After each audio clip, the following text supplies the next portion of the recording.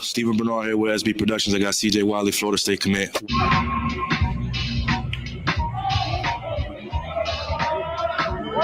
Milton, man, you guys got a big game down in South Florida with American Heritage. How you feel about that team? Have you watched film on them? What you think about the matchup so far? I feel good about the team. We're just gonna take it like we take any other game. Just come prepared. Just hit the field hard. Talk about your recruitment real quick. Seeing you at the state championship last year against Walton, you guys went ahead and pulled it off, had a great performance. I saw Coach Dugans, Coach Dunk, as we like to call him down there. What's your relationship with Dugans? And talk a little bit about your recruitment towards Florida State. Right now, I'm committed to Florida State. Me and Coach Dugans, I probably speak every day. And, yeah, I'm still committed to Florida State. Yeah, and we know, obviously, you're trying to run it back, win a state championship to close out your career. Talk about some individual goals that you're looking at this year, some things you got jotted down in your mind that you're trying to accomplish before the end of the season. I really don't have any goals. I just really want to be better than that I was last year and still do what I do best. Kind of bonus question. Your quarterback's committed to You're committed to Florida State right now. It's a little trash talking between you guys. What does that kind of look like when you guys are by yourselves, man? I wouldn't really trash talk, but we know we're going to play each other in college, though. So, yeah. Absolutely. CJ, man, appreciate you. Milton, wide receiver, one of the best in the country, man. Appreciate you, dog. Appreciate it. Thank you.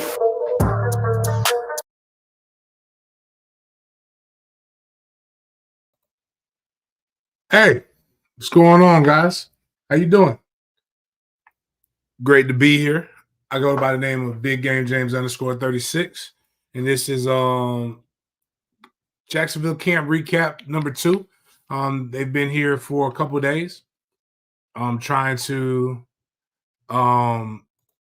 get better, get prepared, get into the swing of things before they go and do some other different things. What's up, No Nonsense? Shout out to everybody who's coming in here gradually. We put that little preview in there just so we can allow people to come in. Come with questions today. If you would like. What up, Pete? Good to see you. If you got anything that you want to be knocked out, again, I know the question that everybody has and that everybody's going to continue to have for their own reasons is what's going on with the wide receiver room. We'll answer that again. Y'all gotta let that hurt go. Our wide receiver room is nowhere near as bad as what people are professing right now. So we'll get it going here shortly. Let people kind of come in here. But day 2, we'll go ahead and get it started off with Mike still on an energy high. Unlike nobody else. They actually practiced at UNF. It was a pretty warm day today. Nice. It's like it was very dry and humid at the same time, which makes absolutely no sense. But tough day. The guys mentally had to gut through it, grind through it. And I think, they did well overall. Another physical day. That's one thing I keep getting impressed by every time I watch them. It's the physicality in which the practices are. Notable, a lot of them were there. Seeing Greg Jones, Chris Thompson, Scott Player, former punter, was there. Garrison Sanborn, long snapper, played years in the NFL, was there. Trying to think who else was there. Yeah, Fowler. You got to be a real Seminole. Remember that name, or old Seminole like me to remember that name. Trying to think who else was there. Not very, a lot of notable boosters were there. Notable boosters, but again, practice in of itself was very physical, very violent, kind of exactly what you needed to be at this point in training camp. So, guys, no, you won't hear about any injuries from me on this channel, but there were some guys who got, again, limited reps. That's Coach Norvell's MO. And you saw some guys getting after it. we'll go through a lot of different things. Oh, I'm trying to share this. Oh, Pete, okay, we'll go with this. I'll go back to the wide receivers here in a second, Michael. Excuse me, man. Energy levels got low. I gotta see what's up. I gotta go to Alpha Clinic online and make sure I'm straight. Ooh, this is a better. So Peter Shields asked, how's the interior line looking? And then Green Machine put best O line since 13. Yes. Yes, this is a pretty good damn offensive lineman. Interior wise, you've seen a lot of people get work. One of the funniest things that was happening is when is Atkins going to play the guys that he recruited? When it, man, these young pups getting active again. Second day we saw Otto. Otto was getting in the mix with I can't think the right tackle that everybody with Byers. Otto and Byers were there again on the right. Left guard was Richie, and left tackle was Washington. Center is Mo. Backing up those guys, you got Armella on the interior. You've got Ferguson, the Alabama transfer, who's coming in as well, who's pretty good at that right guard spot. Trying to cross train a lot of these guys into different offensive line positions. Simmons is looking good, just across the board, not just body type looking, but there's a lot more competition that's going on that's to be had. Real quick, somebody who is number 99 on defense? I think that's one of the new kids. I don't think it's Denaz. I think it's the other one. If somebody can help me out with 99 on defense, that would be greatly appreciated. But our offensive line, yes, our offensive line. All right, DeMore Flag. Okay. All right, yes. Oh shit.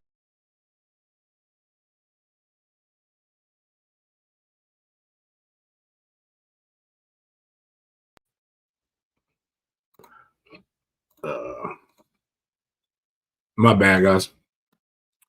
Yeah, Flag actually.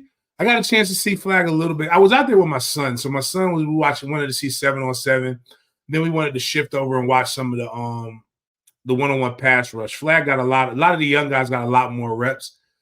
Flag, I think Flag is actually going to be pretty good once he adjusts to what's asked of him on a college campus. Like this is his, he doesn't know. And I think once he learns how to work, man, that's a shit. That now y'all got me feeling good about it. I saw, Odell was giving him some love in the way that he could give him love, like getting after his ass. Again, what people fail to realize is how much different college is than what you went up against in high school. In high school, you're the baddest motherfucker on your team, on both sides of the ball, more than likely.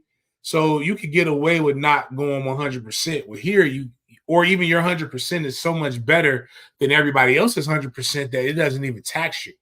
Well, here you're going good on good. So that was a good sign. That's another kid that I think will develop. That gives me some hope moving forward. Didi yesterday, I didn't see Didi after he got into a little kerfuffle with Jackson West yesterday, but I like the fact that I like the willingness to fight. That was kind of cool. Shout out to Richie's people were at the the practice today. Richie Leonard's people, and he's just happy with what he's seeing right now. And Mike got everything he wants. Mike is diabolical, man. Mike is out here like, yeah, I was hoping it was going to be a hot day and muggy just to see how you guys reacted and pushed through it and different things of that nature. And I think they did. They persevered. They pushed through. It wasn't one of those fun days at camp. It was an ugly day at camp. But the guys nonetheless got after it. Blake Nicholson was asked how did he look by Till Dog. Blake looked fine. I like Blake. I like I will go down. Y'all can judge me if it isn't going to be what we think it is. I'm putting myself down as our linebacker group is nowhere near as bad as what everybody else has been trying to make it. I personally think our linebacker group is fine.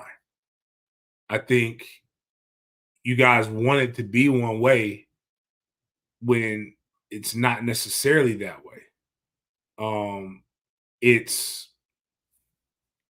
a higher degree of it's some difficulty, some confidence has to take place, but they're flying around, which is something that I really like.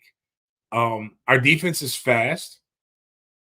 Our defense, the only thing our defense is susceptible to, but this is what fast defenses are, but you still have to have the wherewithal and the patience to be able to screen game. But when you have guys that can redirect and challenge throwing motions, it's still hard to get, like, you got Patrick Payton who can jump, and you got a bunch of other guys who are tall. It's not as guys flying around is crazy. And the competition that our offense has to see every day. When I go into practice and I'm looking at practice, one of the things I look at is could I play right now? And if I can play right now, considering I was in an era without the fullback, we're in an era now without the fullback. Like, I have problems if I can play. But right now, this team is just made, and it reminds me of 13 and 14 when I would go over there. And I'm like, man, this team is just a little bit too fast for even me. Like, I'm trying to process a lot of the things that they're doing as if I'm a player and I have more knowledge now than I had when I was 21, 22. But they're going. This defense is highly reactionary. And I love every aspect of it. One of the things that I noticed, I saw it coached, is that our DBs, in the perfect play to summarize this, let's go back to the Pitt game, right? Blown coverage. Fintrell Cyphers runs the ball down and strips through and hits through the ball. Their guy fumbles it. We get a turnover. Remember that? That's what our defense is. So even when they're beat, and it's not by a lot, the DB is finishing through the ball and breaking it up. And it's crazy to see that.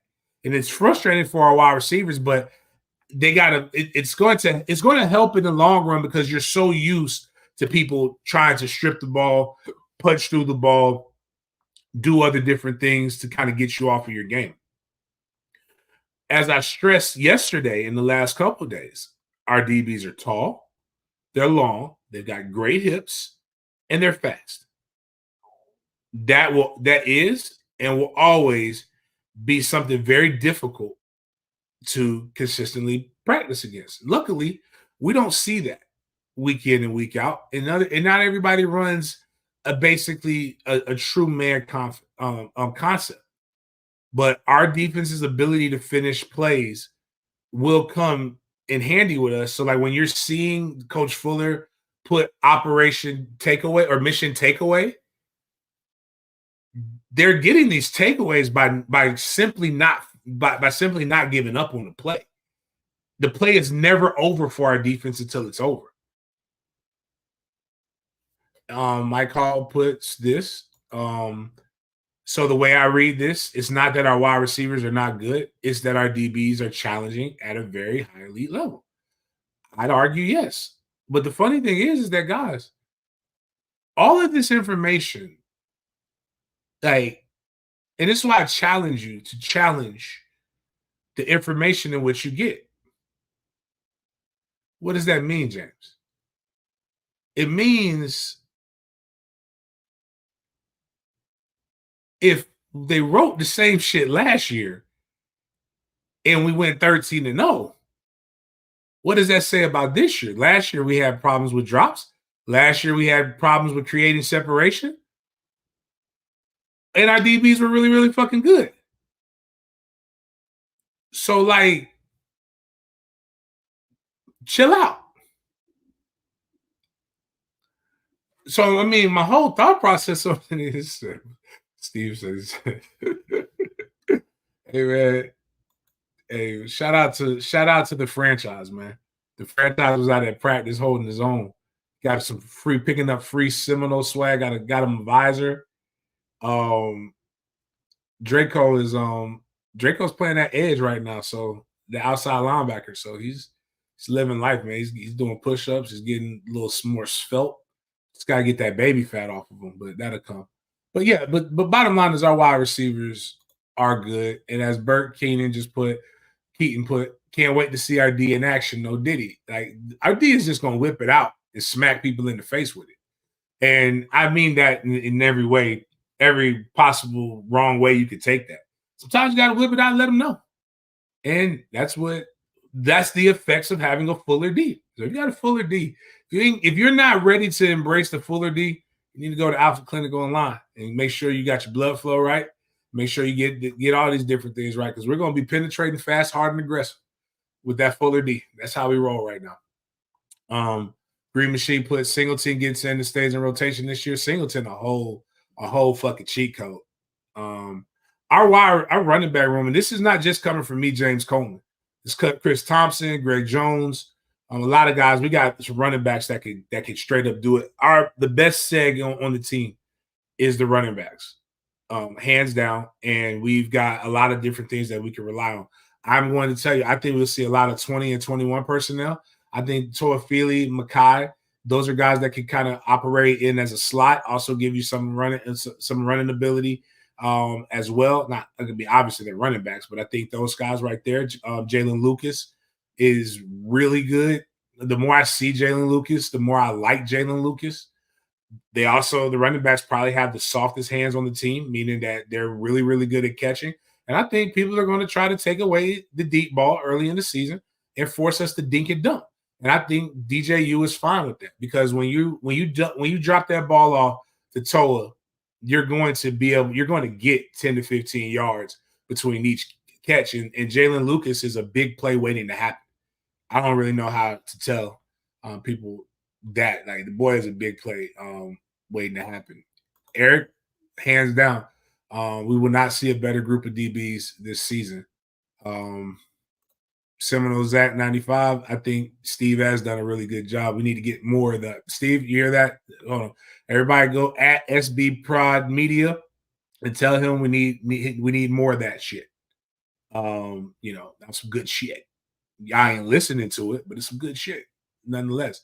I have had so many people. Now we got they do a on three again. We're gonna call it on 3-6 media. On 3 does some shit with CJ Wiley. Everybody's panicking, even though George, the Bulldogs 247 guy, says he doesn't see Wiley flipping to Georgia, and he did one with Josh Petty. And even if Josh Petty does whatever he does, he's completely glowing about Atkins and Mike Norvell in Florida State. Shout out to SB Prod Media. My God, here's the damn dog. You did my whole fucking recap for me. I just love to hear how our units challenge each other to get better. That's literally what the Jacksonville trip has been. It's been iron sharpening iron, challenge after challenge, going on after that. I said last year there were concerns about our OL's pass production. Let me see what's going on. Let me check this out, because I like to argue with facts. I'm not arguing with you, but just want to see FSU sacks given up 2023. All right. We gave up 59 sacks last year.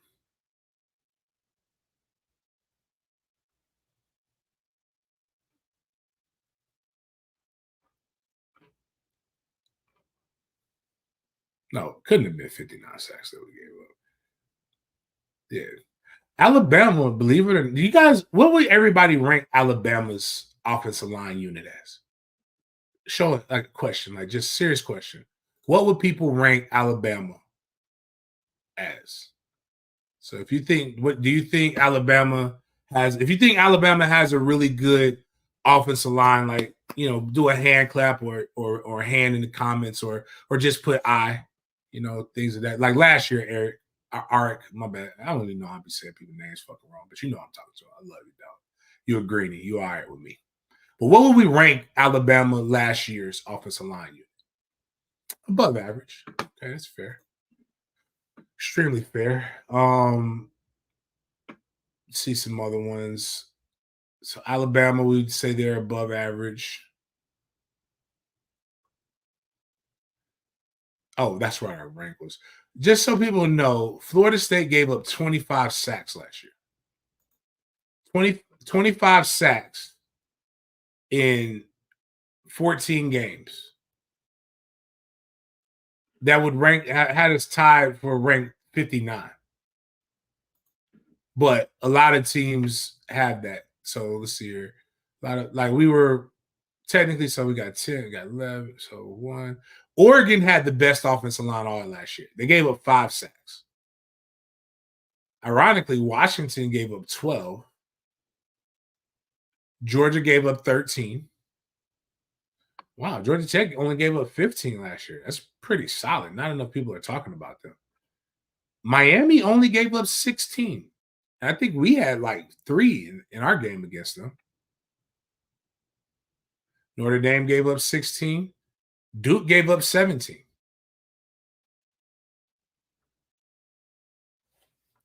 Michigan gave up 20.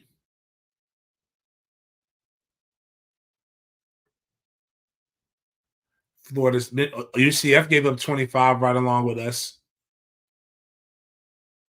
Alabama gave up, however, 49 sacks last year.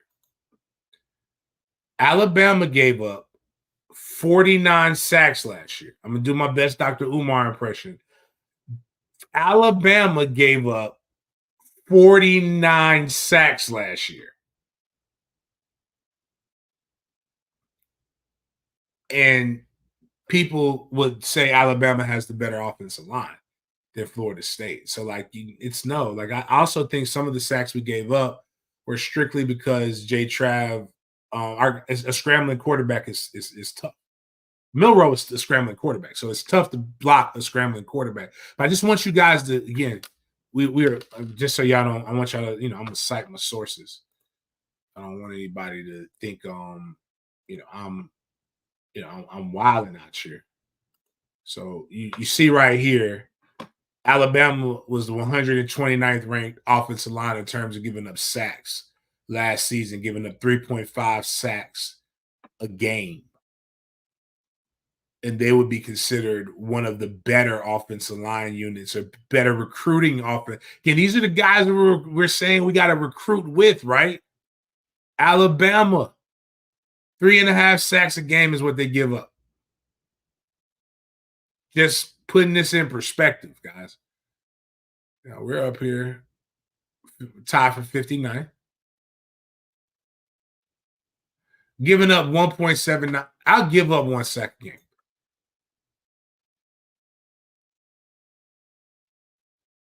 One sack a game is crazy. I think the way we will attack Georgia Tech is going to be way different. Georgia Tech, again, let's break this down because we're not talking about, we'll talk about practice. We got plenty of time to talk about practice. It ain't much different than what happened yesterday. But let's see, where's Georgia Tech?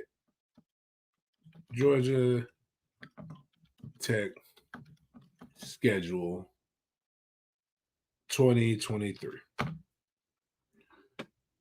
All right. Let's see here.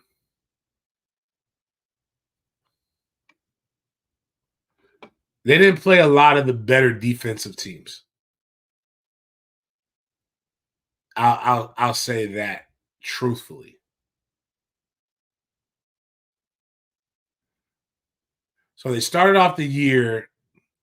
They should have upset Louisville. Louisville didn't get to us either. South Carolina State is no match. They play Ole Miss, who doesn't have a great defense, but Ole Miss. So a game that was close in the first half. They broke it out like later in that. Wow, Georgia Tech controlled the game in every aspect except for wins. They had the ball for 39 minutes and 17 seconds to Ole Miss's 20 minutes and 43 seconds. Just trying to find these sacks.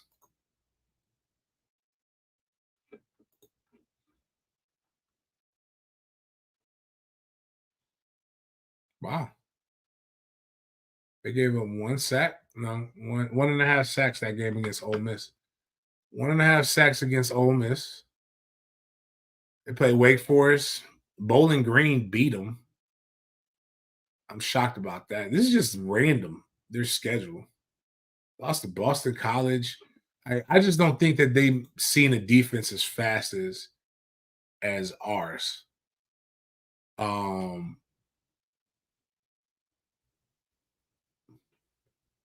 Ooh. Eric, is technically okay, plus I don't know how we're tied for 59. Technically, we're not. It's just what happens is instead. So, all right. So you got Oregon number 1, clearly, Liberty number 2, clearly, West Virginia number 3, clearly.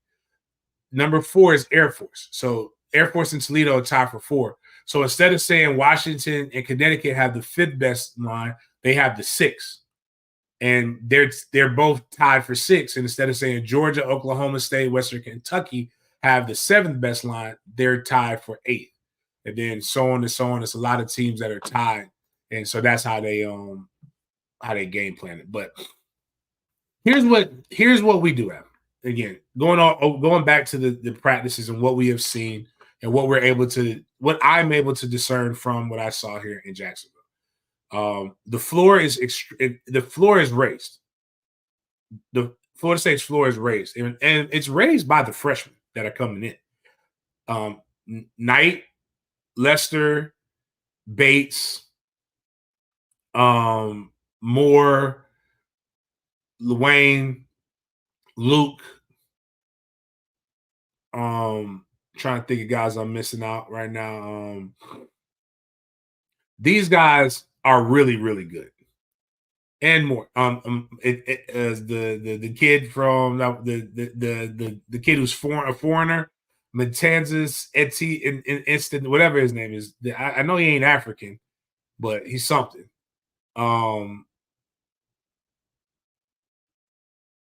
Jonathan Daniels is put on some weight. Ironically, Jonathan Daniels, hey man, y'all, I thought he was a little sassy. Apparently, he ain't all that sassy. That boy got some squabbles. He want to fight. All his life, he's had to fight. Cam is one of those. Yes, Hester's put on a lot of weight since the spring. So kudos to him. But again, these guys are guys that are going to play and that are also that's your bottom right there. That ain't what our bottom used to look like. Our bottom was way worse than that quite a few years ago. So I'm going to take that as my bottom right now. Now the ceiling, we don't know what the ceiling is because the ceiling is flooded with potential. And I got to see the offense in a game situation so that I can feel more comfortable because at the end of the day, you either make plays or you don't make plays. And I do see the ability to make plays. I see guys I see these guys competing. They're out there really they're really competing out there. It's not oh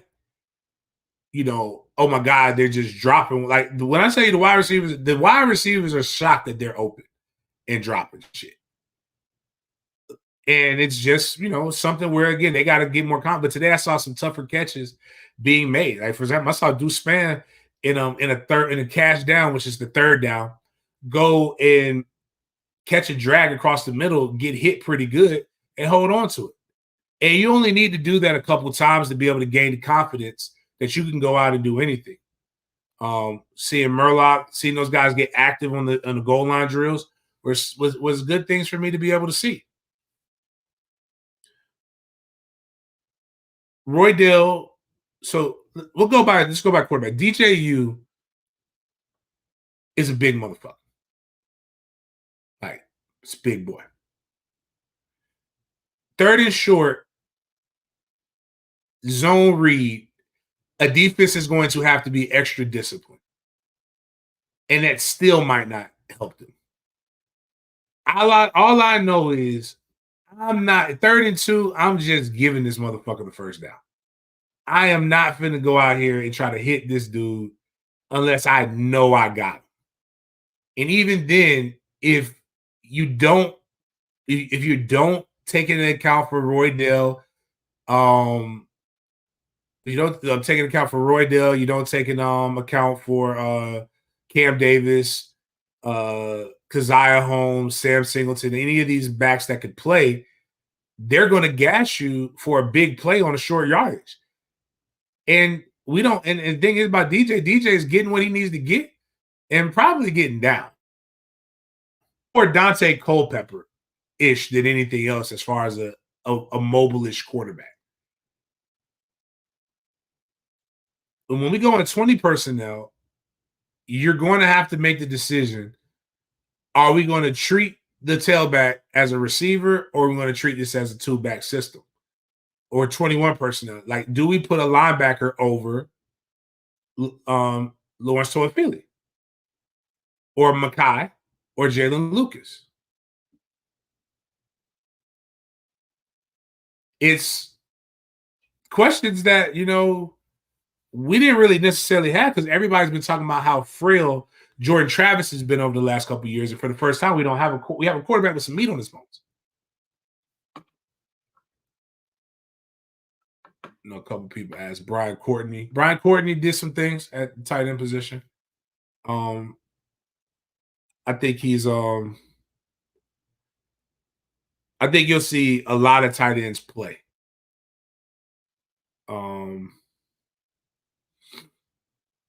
Didn't see much of Powers. Yeah, I can't tell you about Powers per se.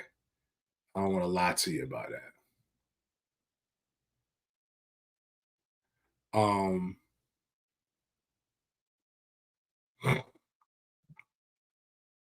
But going back, so quarterbacks, DJU, the offense just moves different in DJU. My guy, who I think, I'm pretty sure we're not going to just burn a year for him for no reason. But Luke Cromenhawk is, man, he's tall. He's able to push the offense. Oh no, Noah Lyles lost to 200. Boy, doing too much celebrating with the 100. But my bad, Olympic coverage. Appreciate y'all for keeping me updated on that. Just need them to win the 4x1. But anyways, Luke Cromenhawk is definitely, to me, would be clearly the number 2, but I wouldn't want to burn his year. It's still a great opportunity to continue to get Brock Glenn good. To me, honestly, 4 games with Brock, 4 games with Luke. May the best man be the backup guy in the ACC championship and the bowl game. So I think you got a good problem to have. You got 100 on me? Okay, close to it. Make sure you guys push like and subscribe. We are over 6,000. Tomorrow's show we'll be doing a giveaway for the money. So make sure you're tuned in.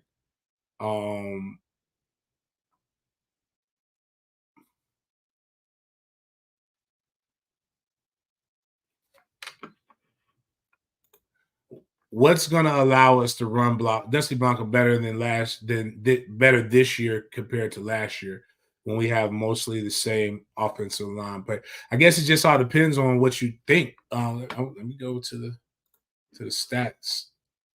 Oh wow, they broke that thing all the way down with the sacks allowed. I didn't realize. I like this page. Need to see something different though. Let's click on the numbers, shall we? I don't personally think we ran bad last year.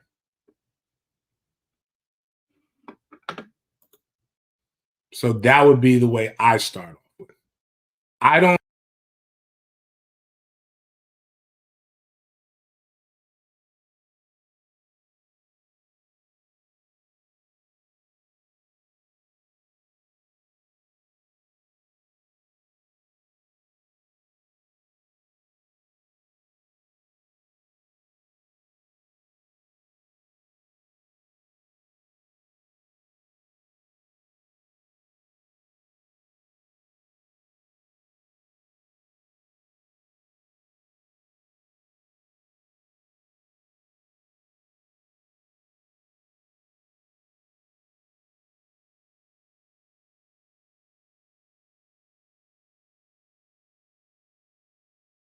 Bad job. I was over there I was just talking. My fault, guys.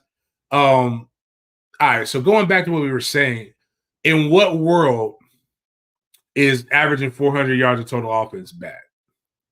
Because I'm going to tell you, averaging 400 yards of total offense is not bad.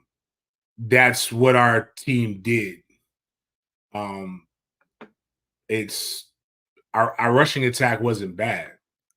It could be better. It could always be better. And what I think will get us better is another year of having the same offensive line and shoring up your different things. I also think guys like Richie Leonard provide. So our line is wider, so it provides more natural gaps.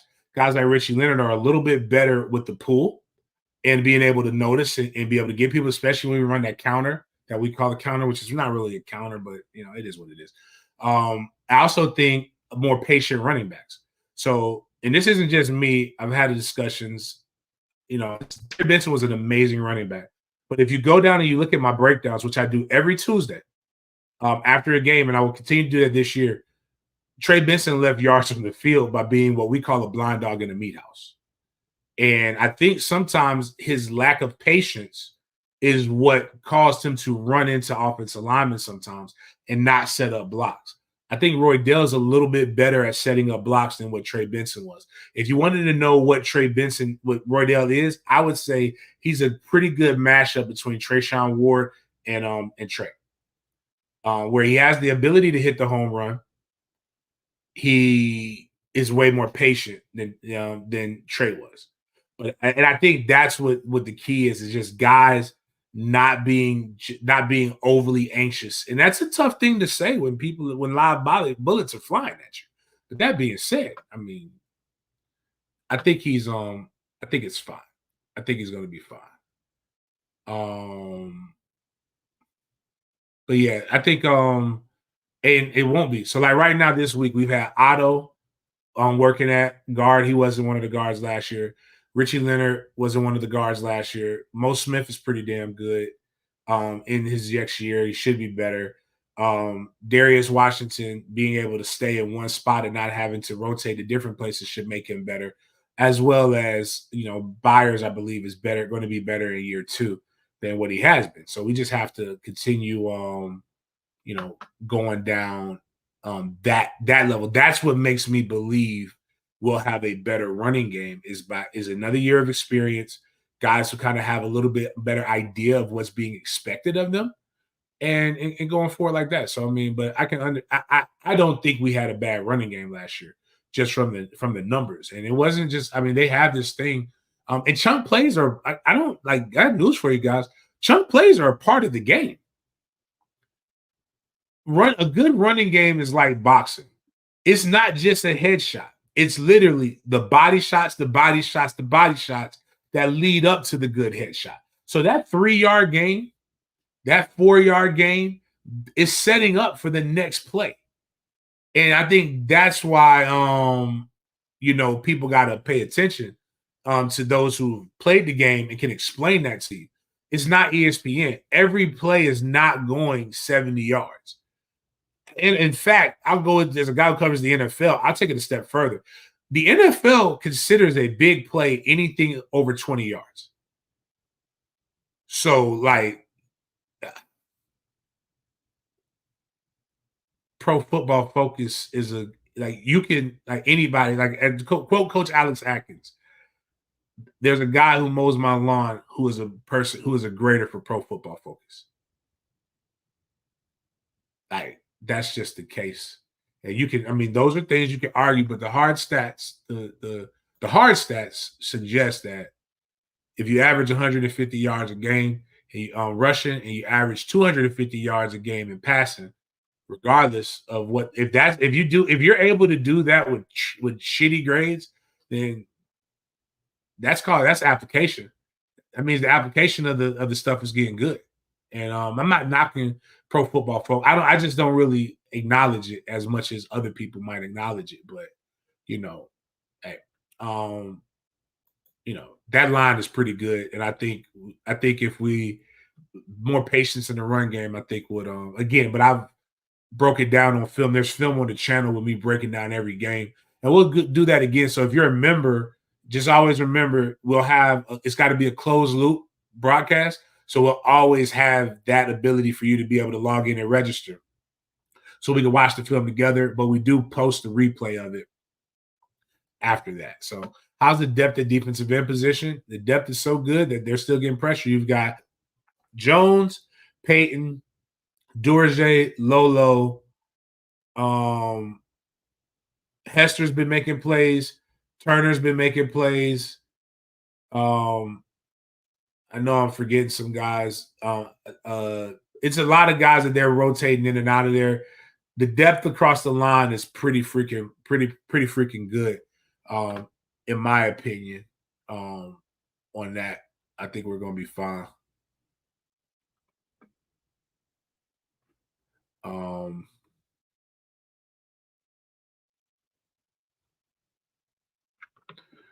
But again, like I said, but about the running game, I'd argue the running back, which might have been the cause of some of that. But again, I think if Trayshawn, one of the things I wish is that Trayshawn Ward never left. I think Trayshawn Ward and Trey Benson were a hell of a 1-2 combo. I think that would be great. But I like Roydell and Toa Feely right now. And I mean, that's just what I'm gonna tell you. But that is interesting though, that Pro Football Focus put that down there as that. I wonder how many big plays. Does it break it down? No, it doesn't. This is crazy.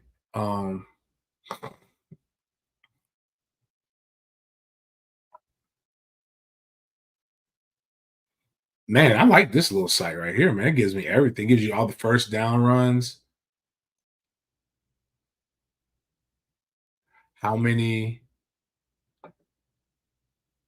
I think hold on, let me put this up for y'all so that y'all know what I'm looking at right now.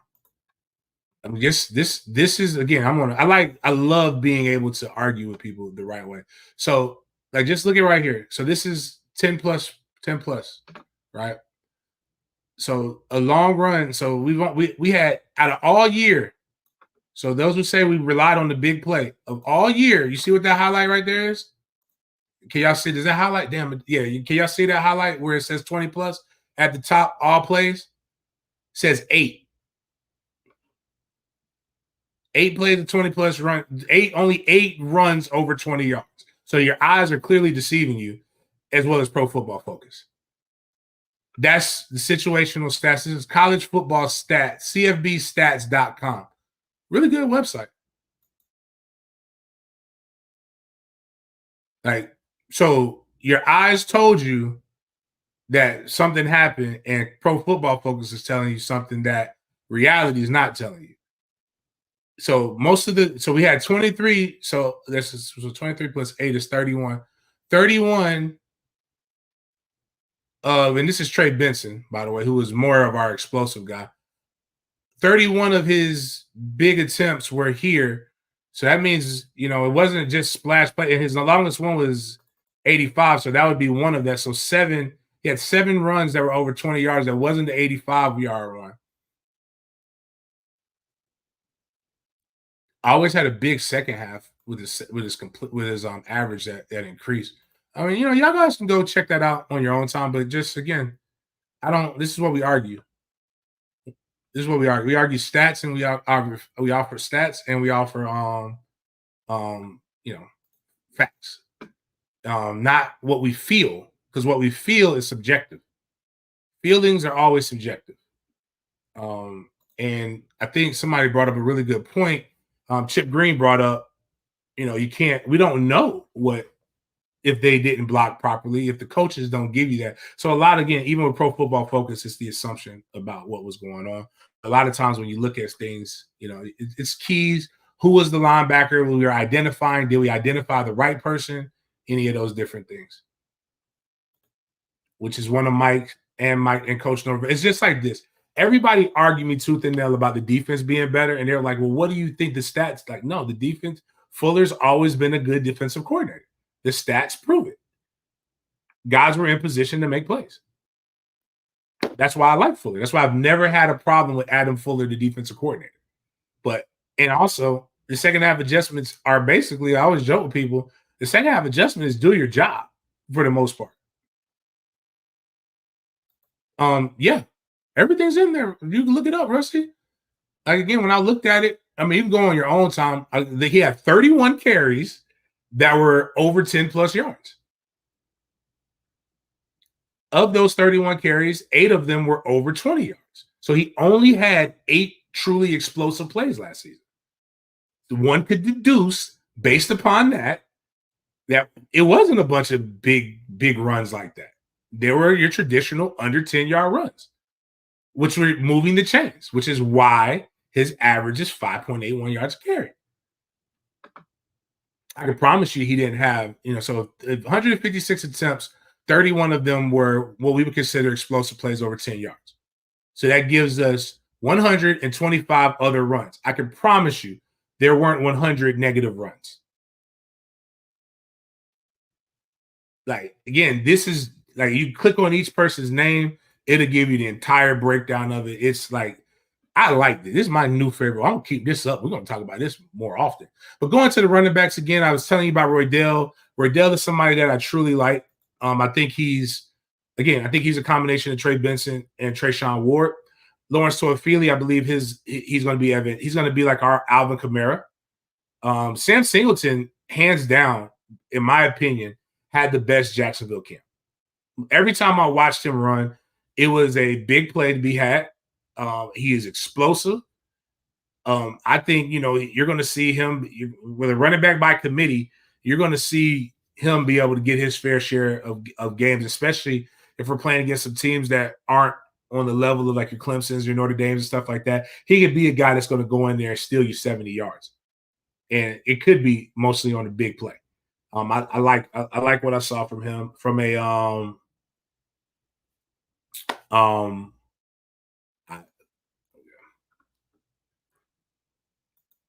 not saying you're the only one who saw it. I'm saying they're wrong too. That's my my cross to bear on it. I don't know any, like, if you want to argue passing game, I don't know. I'm with people. Passing game, I got like 10 career receptions. I don't know nothing about the passing game. I know this though. I know running game. And Clemson was one of the better fronts that we also had too. But again, I bet nobody broke it down like that. Like, again, we brought the stat sheet, we brought the stats out, we brought everything else out, and then there's filming me breaking down the runs. I don't know what else to tell you guys. Like, y'all can believe whatever you want to believe. It's a free country. But that doesn't like when this, for me, when the stats don't line up, like I don't really, I just can't really, I can't really argue. I can only argue what happened. I don't really know how to argue the other stuff. But we're gonna move on to the passing game. Malik Benson take top. Elijah Moore, I actually liked him so much. I pulled him to the side and just talked to him and said, "Hey, keep your head up, just keep grinding, because whenever that door opens, it's gonna open for you, bro." I can see Elijah Moore being a superstar for Florida State.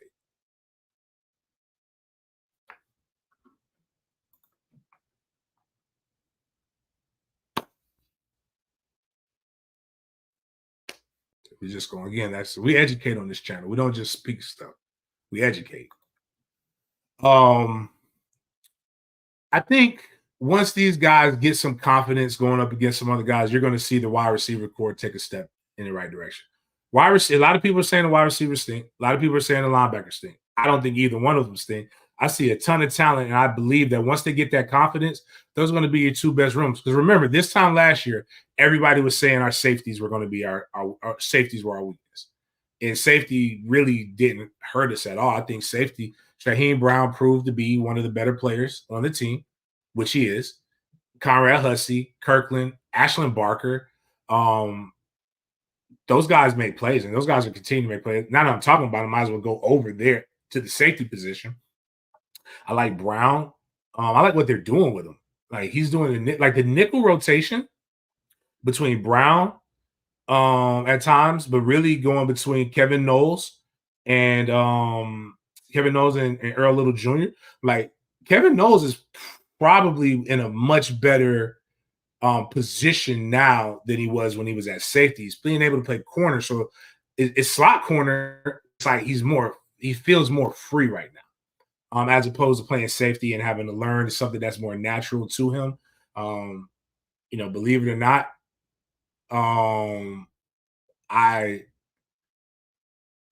he be the, everybody hated Jerry Jones for a little bit. And which I don't know why, but I do remember T-Buck telling me that Jerry Jones was an NFL guy. Now he's with the Jacksonville Jaguars. And I think he can have that year where a lot more people are going to talk better about him. But I do like Earl Little Jr. In that position right there.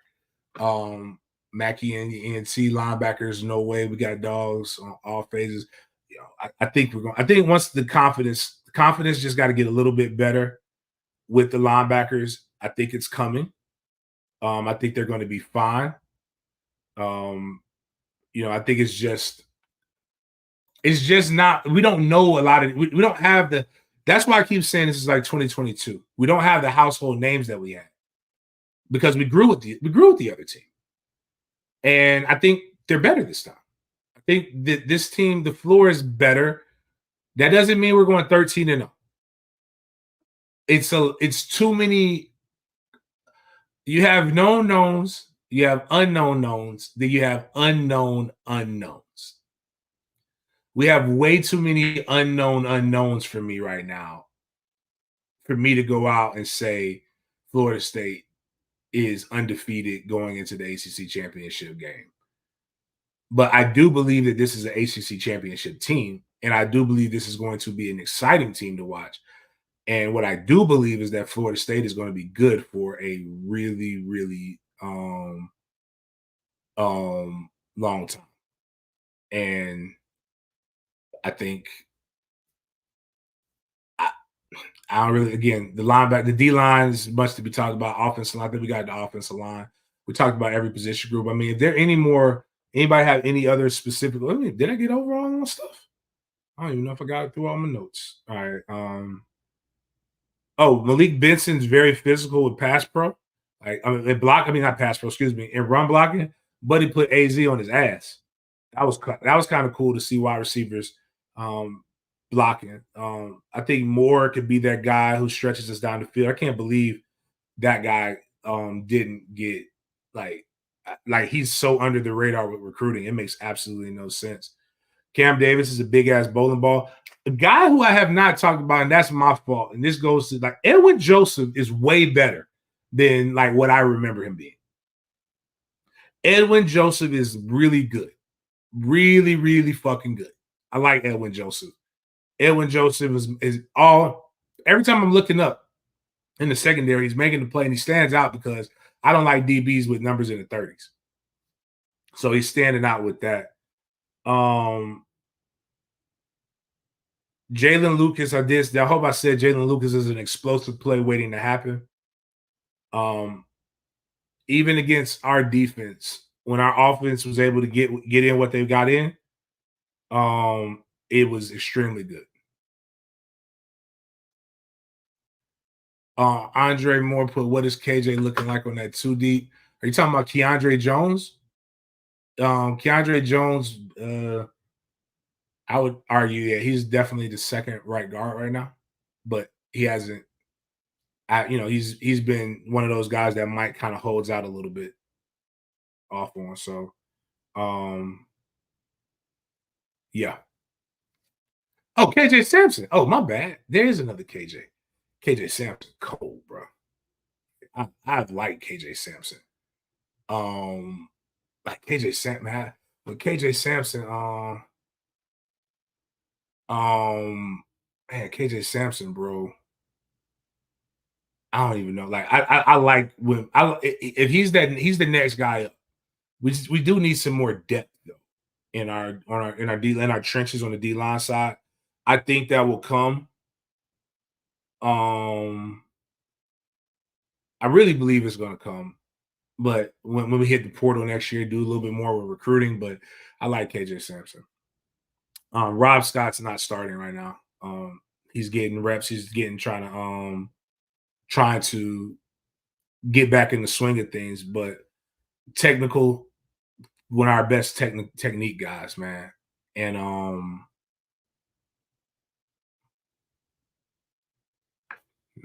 one of our best technique guys. That's how far I'll go with saying that.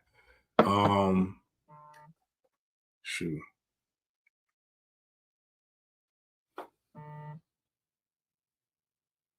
But wait, Bush, which FS? Shout him out of here, Andre. What FSU media outlet showed me love? That'd be a first. Young Bleak, you're right. Again, a lot of people say a lot of things, and it's just different.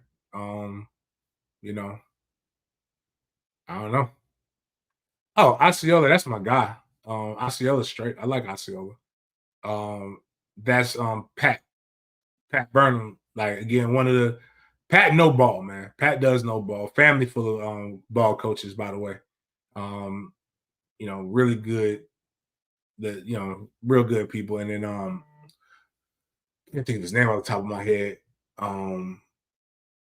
But the guy who owns it is a former president like vice president of Seminole Boosters. Sierra Leone is going to start opposite Patrick Payton.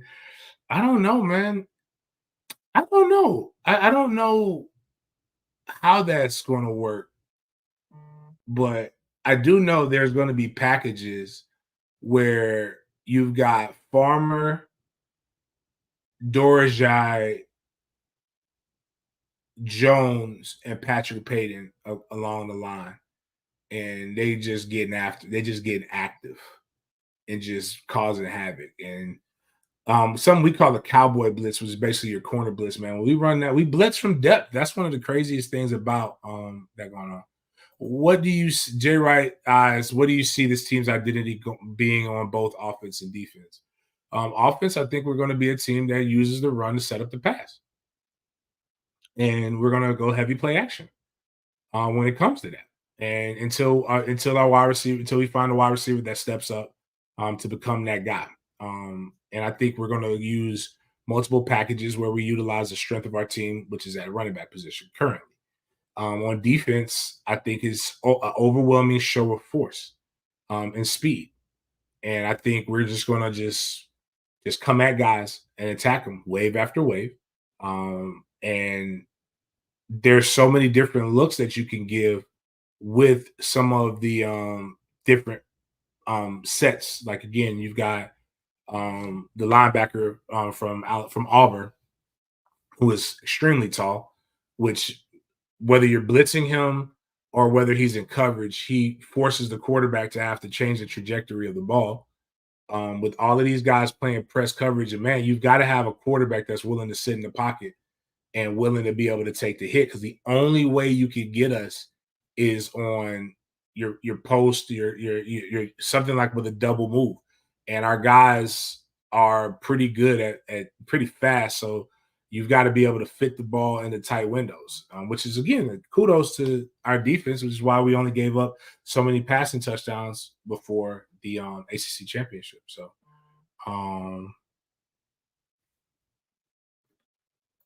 that was nice of him.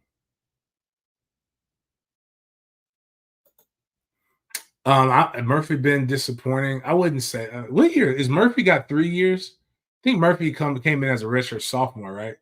So he's got sophomore, junior, senior. He's got 3 years. I don't think he's a disappointment as much as I think he's just learning what is to be expected of him here. And I think he's quality depth. I think he's a guy that could be good. I just think people don't like the way Randy recruits, but you have to love the way Randy develops. So Randy's the guys that he's brought in actually look like really good. Like Blake Nicholson is good. Juice Cryer is good. The Cam guy is good. Murphy is also, when Murphy, again, he's one of those guys that every now and then there's some guys that get held out that they're trying to do evaluations and reps on. So, I think one of the things I think we do way too fast as a fan base is throw people away. And not you per se, but people were ready for my nephew to be gone, which I just call him my nephew because I'm too old for him to be my little bro. But people were ready for D'Lo to be gone. And that's a wild statement with how good he's playing right now for Tampa Bay and how much of a fan favorite he was toward the end of his career. But his redshirt sophomore year, people were just like, is he going to ever do anything? And I was just like, Jesus Christ. Like, then he ended up getting confidence from making plays. And I think sometimes that's really where we got to get at. But if Sean Murphy's our floor, we have come a long way in the linebacker room. I think Omar Graham, somebody asked how I was on. I think Omar Graham has looked pretty promising. He's wearing that 9, so it doesn't stand out to me like the 3.6 used to stand out to me. But I like Omar. Again, he hasn't done anything that strikes me as a like bad. So continuing to grow, prosper, and develop with that. But I think a lot of times, other things that people have to realize is that what the SEC style of offense is still very much so pro style. So it's, you have some spread concepts, but the ACC is much more of a passing league than a physically run down your throat league. So you got to be able to do things a little differently over here than you would have to over there. And that's not, there's nothing wrong with that. It's just, I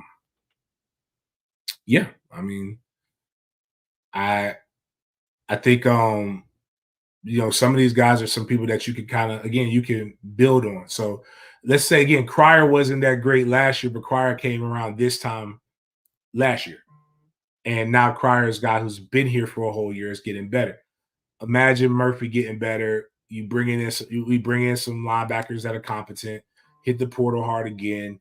Like, we'll continue to build this floor. And I think the way that our coaching staff does it is, there's something to be said about it. In particular, if they win 10 games again this year, there's very little negative things that you can consistently say about this staff and it be true. In particular, if you beat both your rivals again. And now you can start challenging people. Like, you're more afraid to come to Florida State and be successful than it is you don't want to play at Florida State, because you can't say, the things that you're saying and this still continue to be true. But on that note, man, I really, really appreciate everybody taking the time.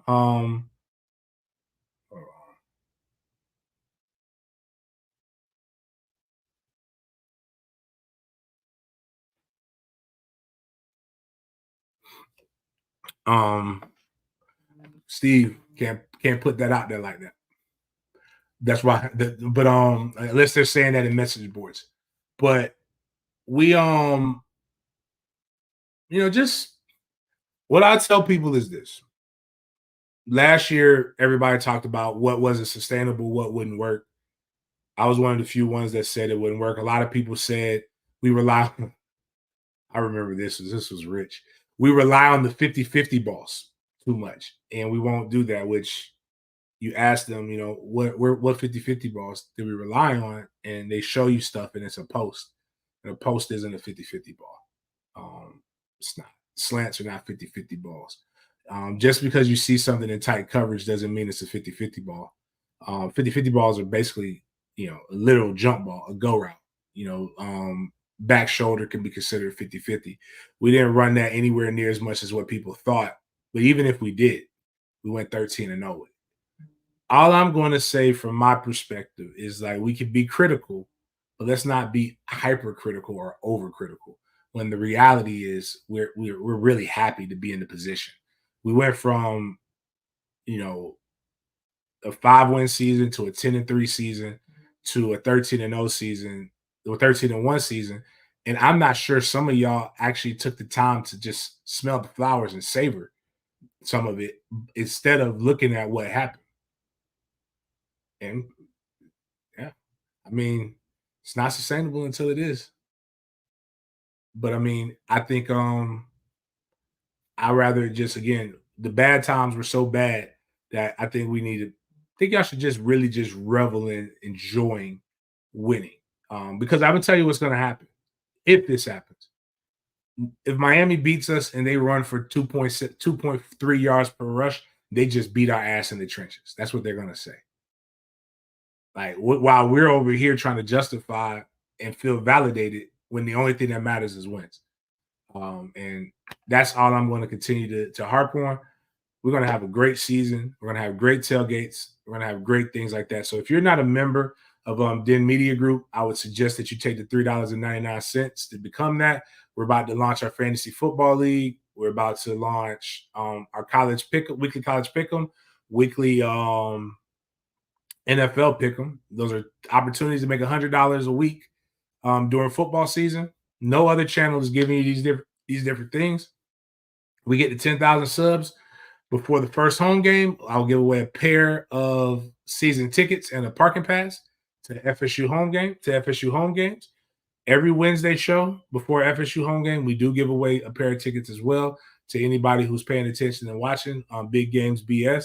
So if that's something that you would like to do and like to be a part of, please consider becoming a member for $3.99. If not, please tell a friend to subscribe to the YouTube channel so we can get to over 10,000 to continue to put up different things. My bad. We'll answer this one last question right here. And again, it comes back to numbers here. Is DJU next step is winning the big games with okay numbers or exploding in the same type of games? I think it's DJU's only priority right now is to not lose us the game and take chances when you take your chances. I don't know, like 3 teams in the college football playoff last year had quarterbacks with 3-to-1 touchdown and interception ratios. Everybody's hyping up Cam Ward as a Heisman Trophy contender with a 3-to-1 touchdown interception ratio. And even worse when you add fumbles. You just don't need him to take you out of good plays. If we can take the 7 interceptions that he's thrown, I believe, the last 2 years and bring that down to 5 and increase his touchdowns by 5, he would be more than fine. We would be a really, really good ball club. So on that note, man, I appreciate you guys. I hope you guys have a wonderful rest of your Thursday. See you guys tomorrow for Big Games BS. See you guys tomorrow for Big Games BS. And outside of that, peace.